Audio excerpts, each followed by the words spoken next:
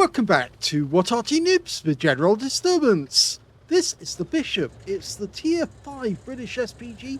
It's located on the southwest spawn of Arctic region, otherwise known as Mannheim Line, and it's under the command of hossballs. And he's got the improved rammer, improved gun lane drive, and vents as his equipment. Well, you can see instantly there's 3 marks of excellence on the barrel of that 4.5-inch howitzer. It's capable of doing 450 alpha, 28mm of pin, 2.2 meters on the burst radius. Of course, the Bishop never really carried a 4.5-inch, it only carried a 25-pounder. It's based on the hull of the Valentine II with a casement instead of a turret, and that big 25-pounder normally would sit right in the middle of that casement, but Wargaming decided to give it a bit of extra punch and they've put a 4.5-inch on there instead. Well, as usual, hossballs is driving around using his aim view. He loves doing that. It's his own unique style and it seems to work quite well for him. Now, as he's driving around like this, the enemy has been spotted down on the south coast, so he's just getting to a firing position and he's ready to go. Okay, first target, it's a Shure M42. Dials in nicely. And he gets a hit with his first shot. 216 hit points and the KV-1 was nearby. Now the standard reload is 12.37 seconds, but I think that you're seeing hossballs has got about 10 seconds. Not seeing the actual time showing here, but it's certainly very low. Rounds up. Yes, that's another big hit, and the Shure goes down. Now, KV-1 next. Although he's actually using that rock to actually protect him from Arty fire. The trajectory of the Bishop normally allows you to shoot up over rocks and hit the enemy behind it. And he almost hit that Matilda there. He switched to the Matilda as his next target. He's indicating that to his teammates, and that's a very good thing that a lot of Arty players do, specifically so they can tell their teammates, that's the one I'm attacking, and that's the one you should try to track, because if you track him, I will get an easy hit, and you will get the assistance. It does work like that. It's so effective as well. It also happens to work to focus fire on enemy tanks, because if they do get hit, and there's his first kill, if they do get hit, and then he can direct the battle and tell his teammates which one he should go for next. He fires at the KV-1. Oh, he's got that one too! So 2 kills in a short period of time, but now we've got this Su-76, and of course he just took out our looks, but he's got very thin armor, so any shell that hits him is going to do some serious damage. Okay, we're just lining up where we think he's going to be. He pulled back just for a bit of safety. But hossballs fires another one in. Oh, and he gets a big hit for 185. Leaves him on only 1 hit point. Wargaming, who are you fooling? That's just to keep him in the game for a short while longer. But he won't stay in the game for long because I think the Type T-34 wants a kill. And he gets it. Okay, a short distance away, we've got a Valiant.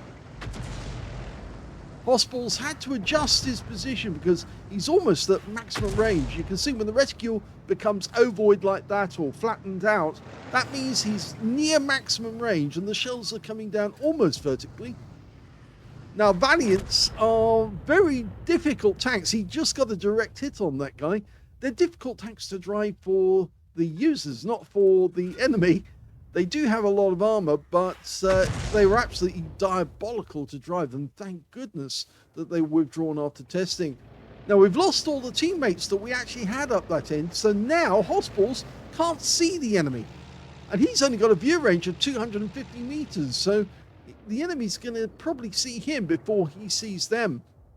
The closest enemy at the moment is supposedly an MXCLC who might be behind that bunker up ahead. We don't know because we can't see him at the moment. And the only enemy in sight is a Matilda LBT who's right up in the north. Well, another one suddenly appeared and it's a Valentine AT. We're one down on the enemy at the moment, but the big worry for hossballs is that there's no teammates nearby to actually show him where the enemy is so he can shoot at them. And Lux has just been spotted. He's coming down the gully at high speed. Nearly got him. That one damaged his tracks. He got a critical hit. He's already got a bruiser medal. Oh, very close again.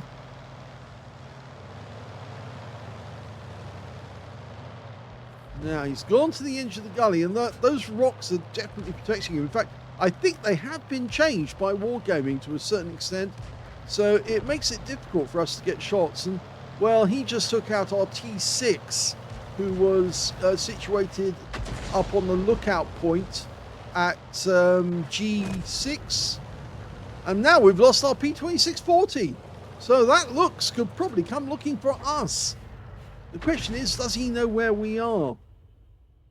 We haven't actually, we've only just wounded him with that hit on the tracks, and he may not know exactly where we are because he just got that shell coming in to hit him. But at the moment, there's nobody in sight, nobody we can shoot at. But as far as we know, the Valiant might be nearby. Oh, he's been spotted. Somebody saw us. The question is, which enemy tank is it? And it turns out to be the AMX CLC, and he's only a short distance away. He just tried to hit us, and now we've wiped him out with one shot. That's a good reaction snapshot from hossballs, but of course, he is an expert with the Bishop, so he can do that sort of thing. The worry now is he's trying to work out, is the Lux going to come for him, or is it going to be the Valiant? We're 2 down on the enemy. There's only 3 of us left on our team. 5 left on the enemy team.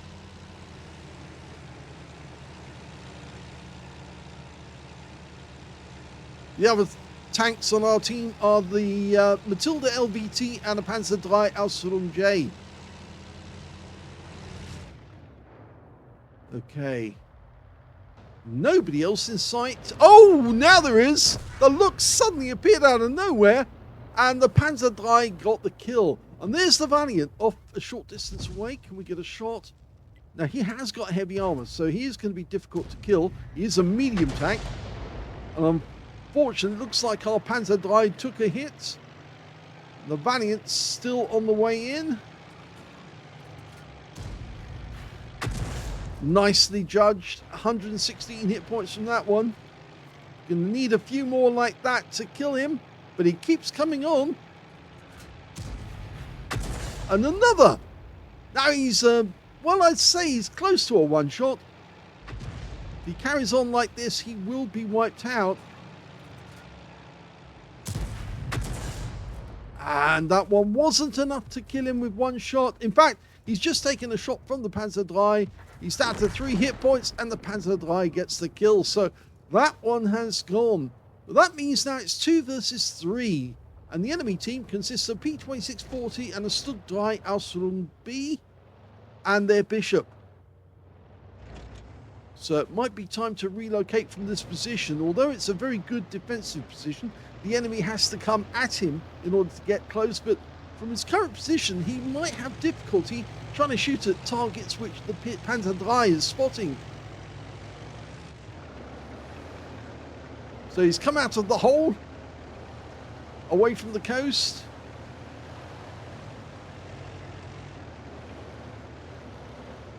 Of course, the Bishop doesn't move very fast. It's 24 kilometers an hour maximum speed, and that's because it's based on the Valentine II hull, which isn't a fast tank. It's an infantry tank. It's designed to go at the same speed as the troops.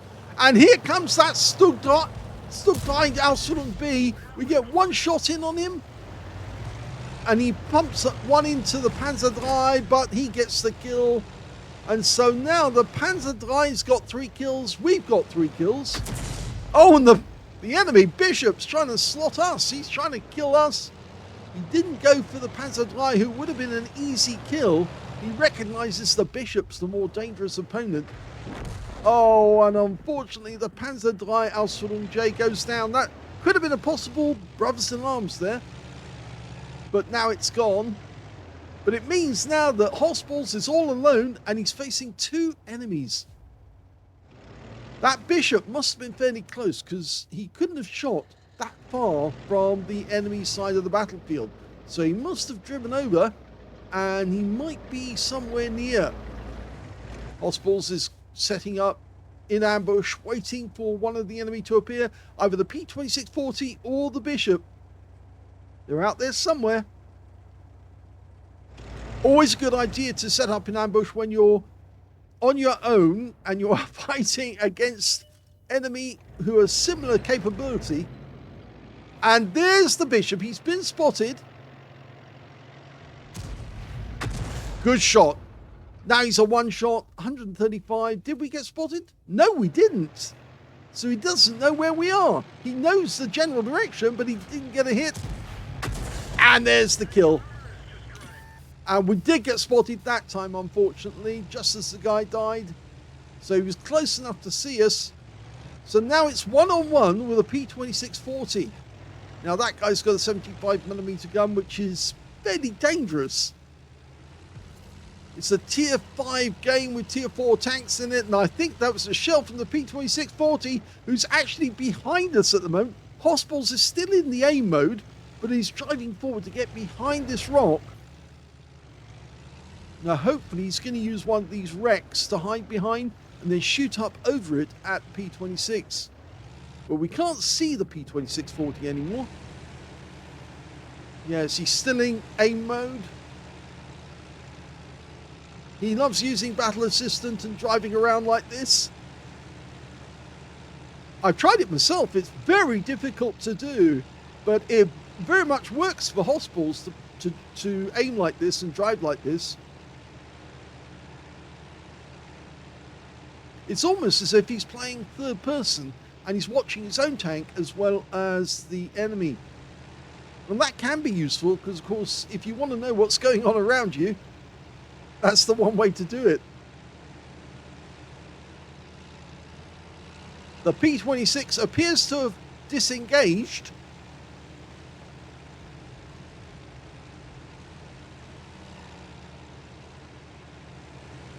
Oh, now that's interesting. He's gone into the cap. I think he's trying to draw us to him. But that may be a mistake. And the reason I say that is that if he's in the cap, he might be easier to spot through the bushes, and then the P26 won't see us, but we'll see him, and that could be fatal for him.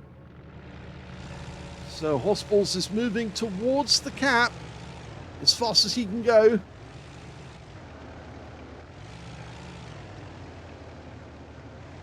He should be able to spot the P26 the moment he gets close to the bushes.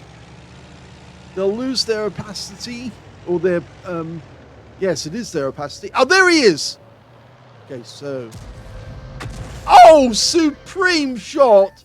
Right on the money, kills the guy, and yes, hossballs is lost in the bush. Here's the end of battle stats, and that was an ace tanker game for hossballs of, well, he doesn't actually have a clan at the moment, in the bishop. He managed to get a fighter badge for getting at least 4 kills. He actually ended the game with 5, one short of getting a top gun. Got a bruiser medal for getting at least 5 critical hits. He got 21 in total, and he got the high caliber for dealing the most damage in that game overall. His win rate was 8,813, which is super unicum and quite a bit more. Let's have a look at the team score. Well, there you go. You got the highest damage with 1,968 hit points. Second highest was the IKV-103 on the enemy team, 1,451, 1,751 rather. And the third highest was the Ram 2, who picked up a cool-headed and 1,215 hit points of damage. When it came to kills, he had the highest number of those. 5 kills went to hossballs, 4 kills went to the bishop on the enemy team, and 3 kills went to the Panzergleich Ausführung J on his own team, and on the enemy team, the AMX CLC Biz managed to get 3. And when it came to base XP, we can see that, yes, he did get the highest, 977 for hossballs, 852 to the Ram 2, and the third highest was the Matilda LBT, who got 596. Now, he only fired 28 rounds in that game, but you do have plenty of ammunition in the game. You've got 39 rounds in total. So he did have 11 rounds spare at the end of the game. You got 16 direct hits on the enemy, but none of them penetrated. 22 splashes, 1,968 hit points, of which 1,263 were at more than 300 meters. So quite a lot of close range shots. 10 enemy vehicles were damaged, 5 were killed, and he got 225 hit points of damage assistance when he tracked somebody and then they took damage afterwards. He actually got 52 defense points while he was in the gap. He could have actually waited and then hit the guy once he got to 70, and he would have picked up a defender medal as well on top of that, but I think he just wanted to end the game and get into another one as quickly as possible. And of course he knew that he was a crack shot when at that sort of range. And of course, the more that P2614 knew that he still wasn't dead, even after he was moving around, the more comfortable he would have been in the thought that maybe he should go and hunt the Arty instead. Now, on a free-to-play account, he actually made a loss in that game, 3,534 credits loss, but that was down to the consumables because he did have to pay for full price for the consumables. I, like a lot of other players, Arty players, will actually buy them when they're half price. So I store up all my credits, and as soon as Wargaming puts them on sale at half price, I buy masses of them, lots of the food and, well, just everything I can get, and I buy it as quickly as I can, as many as I can, and store them up, and that way, whenever I get my results from a battle, they get that 10,000 extra. So it only cost me 10,000 for consumables instead of the 20,000 you'll see there. And of course, because they're already pre-purchased, they don't actually show up in the accounting. So what would have actually shown is a 17,000 credit win if he hadn't actually had to pay for it on the actual day. He earned 977 base XP as well out of that one. No multipliers on this occasion, but you can see the game did go down to the wire for 13 minutes and 5 seconds. So he was well within the 2 minutes to go. And so he ended the game when he did, probably because of the siren, that he had to get it finished with a win. He said, nerfed, but still worth playing. Yes, unfortunately, Wargaming has silently nerfed a lot of Artys since 2.0, and this is how the Artys are now. But the experts players of Artys will probably find it fairly easy still to keep getting the victories because they know how their vehicles perform. It's just they're slightly less efficient as they were in the past. Hope you enjoyed that replay. If you did, please give this video a like, and thank you for watching.